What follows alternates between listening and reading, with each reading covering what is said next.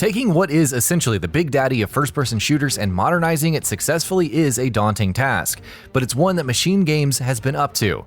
After 2017's incredible Wolfenstein 2: The New Colossus, though, they're not jumping straight to the next numbered sequel.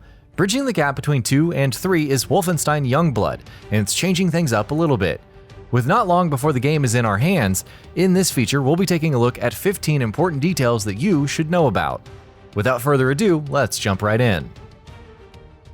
The setup. Youngblood serves as the direct narrative sequel to The New Colossus, but there's a pretty significant time jump involved.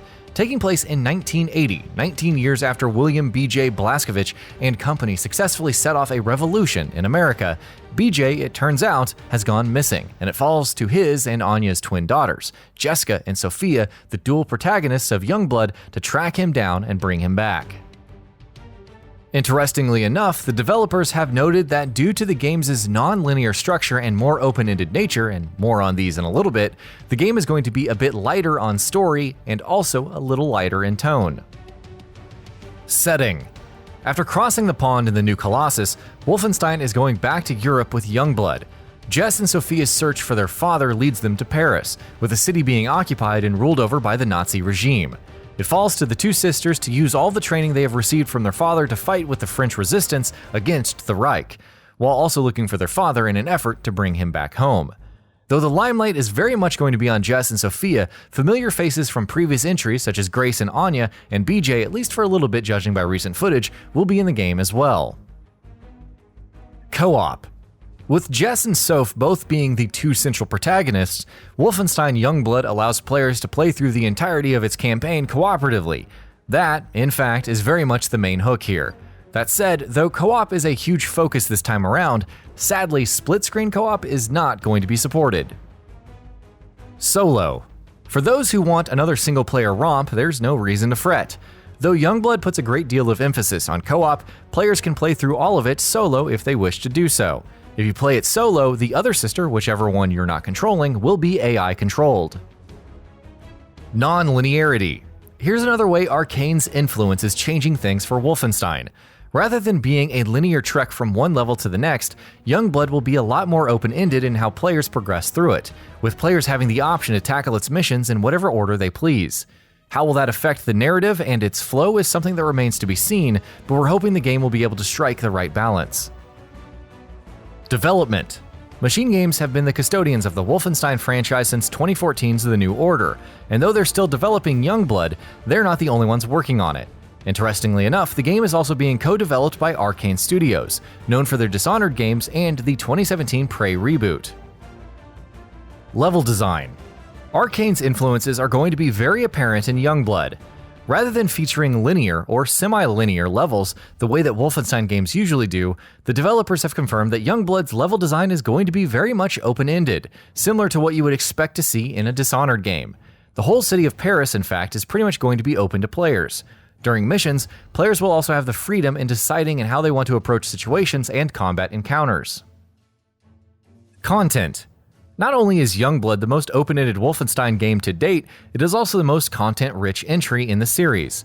The developers have confirmed that the game boasts of roughly 25 to 30 hours of content, including all of the main missions, side missions, and all other optional activities. As per the developers, the game's non-linearity and the more open-ended nature allows them to include a lot more activities than they usually would be able to do in Wolfenstein titles. Combat. Keeping in line with the game's co-op core, Wolfenstein Youngblood's combat is also going to feature a lot of tag team action. Teamwork between both sisters will play into gunplay quite a bit. For instance, the two can work together during combat for tag team maneuvers or attacks to inflict extra damage or take out enemies together. Some weapons, like the Tesla gun, which by the way is one of the new weapons being introduced in Youngblood, can even be wielded by both characters together. Base of operations. We've spoken about how the game is set in Paris and how the city is going to function a lot like an open hub area. Within that hub area, players are also going to have a base of operations to call home. The secret base, hidden in the Parisian catacombs, will serve as your central hub, and it is from here that you will venture out into Paris to take on new missions. Gear and upgrades. Of course, as you progress through the campaign, you will also be unlocking new weapons, equipment, and gear. This will also be upgradable, though how that progression system is going to work isn't something that the developers have spoken too much about. Considering that fact that this is a much larger and longer game, we're assuming that there will probably be deeper progression mechanics to dive into than earlier Wolfenstein titles. Microtransactions. Of course, there's always the topic of microtransactions to discuss. It seems that's always going to be the case these days. Wolfenstein Youngblood will indeed feature microtransactions. Thankfully though, these will only be restricted to cosmetic purchases, such as skins and emotes to customize the character you're playing as. Price. Though Wolfenstein Youngblood is the largest game in the series to date and offers over 20 hours of gameplay, it's still not a full-priced game. It's going to be priced at $40, which is honestly a great value.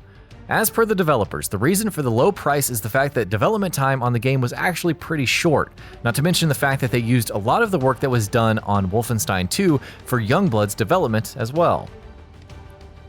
Buddy Pass. Speaking of value, if this is a game you're thinking of playing co-op, you don't have to both buy the game. Wolfenstein Youngblood is launching with what's being labeled as the Buddy Pass system, which essentially allows two players to play the game together with a single purchase. Though only one player can be invited to play by the Buddy Pass holder at a given time. Bethesda have confirmed that the Buddy Pass system can be used as many times with as many players as players want. Switch version. Wolfenstein Youngblood is launching day and date on the Nintendo Switch as well, keeping Bethesda's streak of excellent support for the platform going, and the Switch version is being handled by the port wizards Panic Button. Panic Button do, of course, have plenty of experience with porting Bethesda shooters to Nintendo's hybrid platforms. Switch versions for Doom, Wolfenstein 2 The New Colossus, and the upcoming Doom Eternal have all been handled by the studio. And that about does it for this video. If you enjoyed what you watched and want to see more from Gaming Bolt, you can always hit that subscribe button and turn on the bell icon next to it. That way you will never miss any of our videos.